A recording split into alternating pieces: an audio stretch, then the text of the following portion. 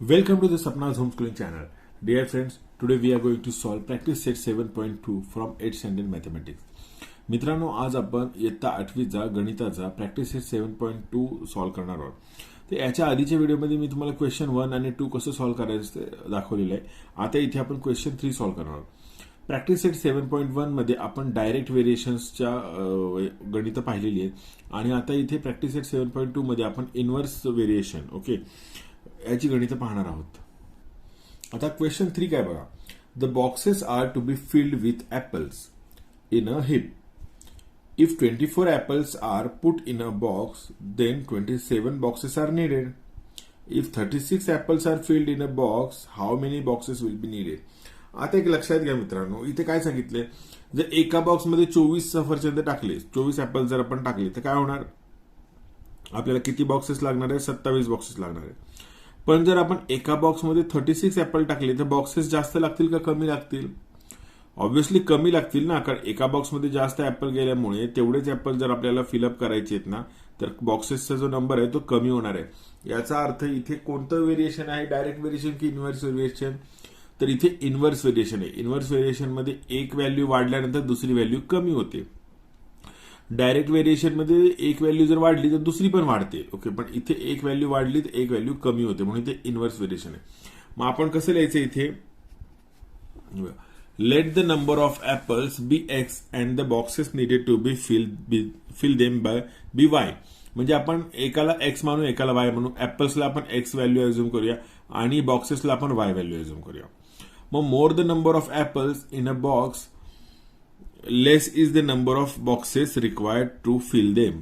Okay, जर boxes ऍपलचा number बॉक्समध्ये वाढवला तर बॉक्सेस कमी लागणार आहेत. ओके, मग इथे लिहायचं this is a case of inverse variation, एवढं आपल्याला लिहावं लागतं. आणि आता आपलं सम आपण सॉल्व्ह करूया.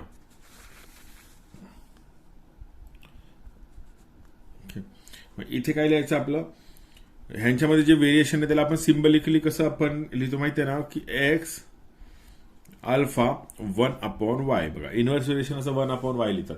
डायरेक्ट व्हेरिएशन असतं तर आपण काय लिहिलं असतं, एक्स अल्फा वाय लिहिलं असतं, पण इथे इनव्हर्स आहे त्यामुळे आपण एक्स अल्फा 1/y लिहिलेलं आहे. मग आता यालाच कसं लिहिता येतं, तर x is equal to k upon y, आणि इथे हा के कोण आहे, k is a constant. K is constant. Okay, therefore x is equal to k upon y or x into y. बघा, वाय पलीकडे गेल्यावर एक्स इंटू वाय होतो की नाही, is equal to k is the equation of variation.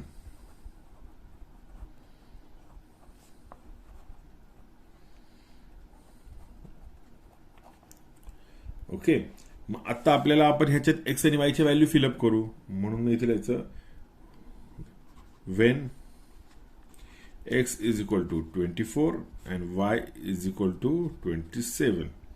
Okay, मग काय येणार बघा इथे, तर x into y is equal to k, याच्यामध्ये व्हॅल्यू फिलअप करू, तर 24 into 27 is equal to k. Okay, मग के ची व्हॅल्यू किती आलेली आपल्याला, 648. 24 आणि 27चा मल्टिप्लिकेशन करा रफ मध्ये आणि आन्सर फाइंड आउट करा. Is the constant of variation. Constant of variation. Okay, म्हणजे के ची व्हॅल्यू आपली चेंज होत नाही. आता आपल्याला काय करायचं, इक्वेशन ऑफ व्हेरिएशन. मग इथे लिहायचं therefore x into y is equal to 648. इथे काय केलं आपण, एक्स वायच्या ठिकाणी एक्स वाय ठेवले आणि केच्या ठिकाणी त्याची व्हॅल्यू टाकली. Is the equation of variation. Major part झालेला आपला समचा. आता पुढे बघू आपण. आपल्याला काय सांगितलेलं आहे, जर एका बॉक्समध्ये 36 ऍपल्स जर टाकले तर काय होईल, म्हणजे जर एक्स ची व्हॅल्यू 36 असेल तर काय होईल. मग इथे लिहायचं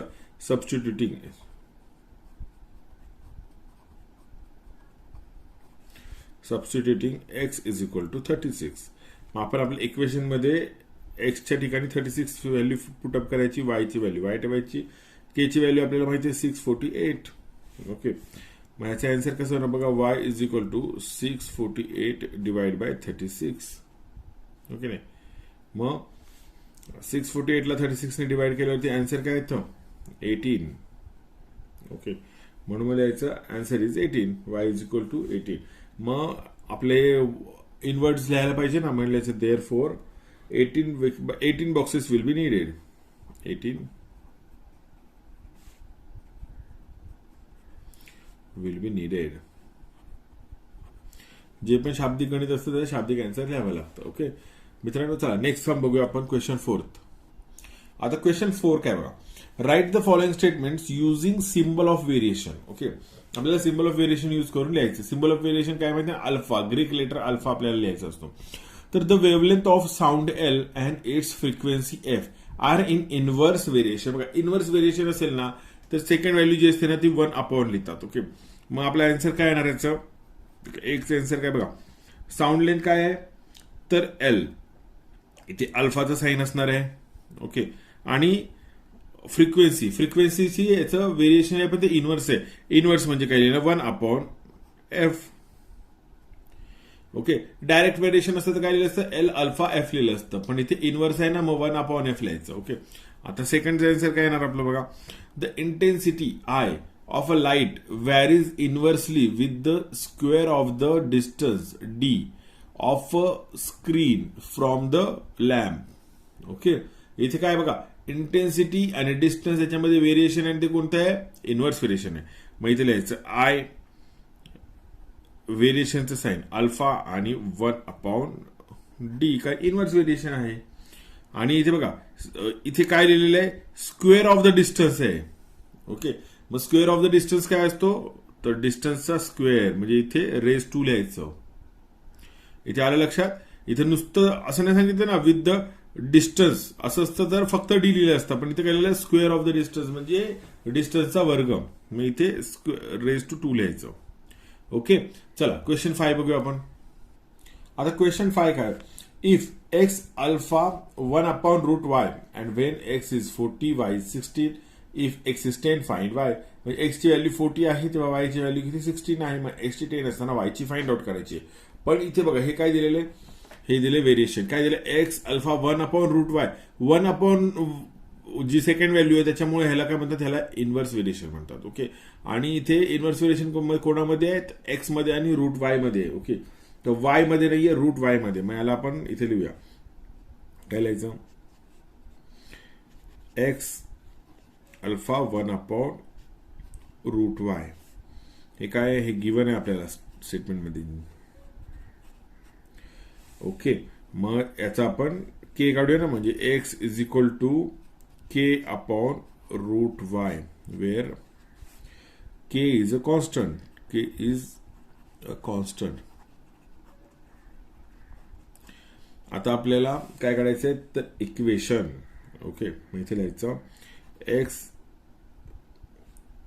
x is equal to k upon root y किंवा एक्स इंटू रूट वाय हा अपोजिट साइडला गेला ना is equal to k is the equation of variation. Equation of variation मिळालं. मग आता आपल्याला पुढे इझिली सॉल्व्ह करता येईल. ओके, मग आपण काय करायचं व्हॅल्यूज टाकायचे ना. When x is equal to 40 आणि वाय इज इक्वल टू 16 या सम मध्ये दिलेल्या व्हॅल्यू ते आपण पुटअप करू व्हेरिएशन मध्ये. Therefore 40 into root 16 is equal to काय के. मग आता मला सांगा 40 लिहिली, रूट 16 काय लिहिणार आपण 4 ना. 16चा रूट किती 4 आहे इज इक्वल टू के. मग के ची व्हॅल्यू काय भेटते आपल्याला, के ची व्हॅल्यू भेटते 14 into 4 160 is the constant.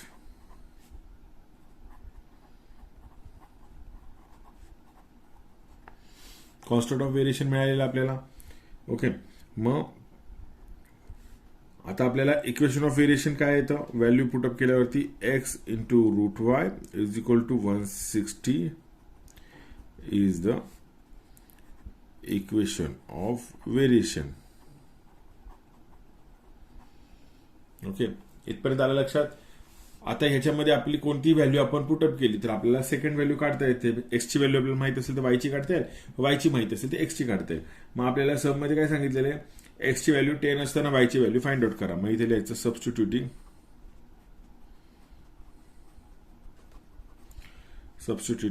x is equal to 10. मग आपण व्हॅल्यू पुटअप करू आपल्या सम मध्ये. इक्वेशन मध्ये व्हॅल्यू टाकायची. मग काय होतं, 10 into root y is equal to 160. Okay, मग काय तर root y is equal to हा 10 इथे अपोजिट साईडला गेला, डिवाइड केले काय होतं बघा, 160 डिवाइड बाय 10. आन्सर किती येतं 16. रूट वायचा आन्सर आहे 16. मग याचा आपल्याला वायची व्हॅल्यू काढायची ना, मग रूट काढून टाकायचं इथे. ओके, म्हणजे काय करणार आपण, दोघांचा स्क्वेअर करणार. बघा, याचा पण स्क्वेअर करणार, याचा पण स्क्वेअर करणार. मग रूट वायचा स्क्वेअर काय होतो, वाय होतो. आणि 16चा स्क्वेअर काय होतो, 256. ओके, आपण काय केलं होतं, आपण इथे दोघांचा पण स्क्वेअर केला. इथे लिहायचं SQUARING squaring BOTH both side. इथे मिस्टेक होऊ शकते. वाय रूट वाय काढून वाय लिहितील आणि लोक 16चं काय करतील, स्क्वेअर रूट 4 लिहू शकतात तुम्ही. कारण 16चा स्क्वेअर रूट 4 आपल्याला इझिली रिमेंबर असतो, पण इथे आपल्याला 16चा स्क्वेअर करायचा आहे. कारण रूट वायचा स्क्वेअर वाय होतो, तर 16चा स्क्वेअर 256 होणार आहे. ओके, मग आन्सर काय आपला 256 आन्सर आहे. ओके, चलो आपण क्वेश्चन 6 पाहूया आता. क्वेश्चन 6 काय आपला, x varies inversely as y when x is 15, y is 10. If x is 20, then y is question mark. Okay, मग आता आपल्याला काय करायचंय, पहिलं काय दिलेलं आहे, x varies inversely as y. मग ह्याला सिंबॉलिकली कसं लिहिलं आपण, तर x alpha 1 upon y. Okay, हे गिवन आहे आपल्याला क्वेश्चन मध्ये. ओके, मग ह्याला आपण कसं लिहू शकतो बघा, x is equal to k upon y. इथे कोण आहे, k इज अ कॉन्स्टंट. इथपर्यंत आलं लक्षात आपल्याला. ओके, मग आता मला सांगा, तर देअरफॉर ओके हे आपलं इक्वेशन ऑफ व्हेरिएशन असू शकते की नाही. मग इथे काय लिहिणार आपण, हा वायचा अपोजिट साईडला लिहितात, ते x into y is equal to k. हे काय is the equation of variation. Okay, मग आपली व्हॅल्यू घेऊया आपण. एक्स इज इक्वल टू काय दिली होती 15 आणि वाय इज इक्वल टू काय 10. या व्हॅल्यू पुटअप केल्यावरती काय होतं, 15 इंटू 10 इज इक्वल टू के. म्हणजे के ची व्हॅल्यू काय मिळते आपल्याला, 15 10 जा 150 is the constant of variation.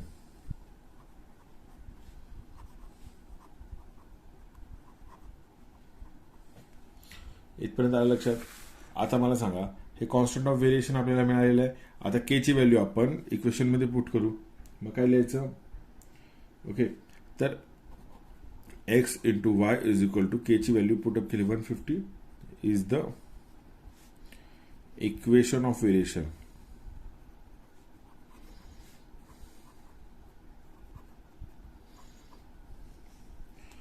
Okay, इथपर्यंत आलं लक्षात तुमच्या. इक्वेशन ऑफ व्हेरिएशन आपल्याला फाइंड आउट झालेलं आहे. आता मला सांगा, याच्यामध्ये आपण जर एकाची व्हॅल्यू टाकली तर म्हणजे एक्स ची व्हॅल्यू आपण पुटअप केली तर वायची मिळेल, वायची पुटअप केली तर एक्सची मिळेल. मग आपल्या क्वेश्चन मध्ये काय विचारलं, एक्स 20 असताना वाय किती फाइंड आउट करा. मग इथे लिहायचं substituting x is equal to 20. मग इक्वेशन मध्ये एक्स इज इक्वल टू 20 टाकलं होती, काय तर 20 into y is equal to 150. मग वायची व्हॅल्यू काय, y is equal to 150 upon 20. Okay, म्हणजे वायची व्हॅल्यू काय मिळाली आपल्याला, 150 ला आपण 20 ने डिवाइड केल्यावरती किती येतं, 7.5.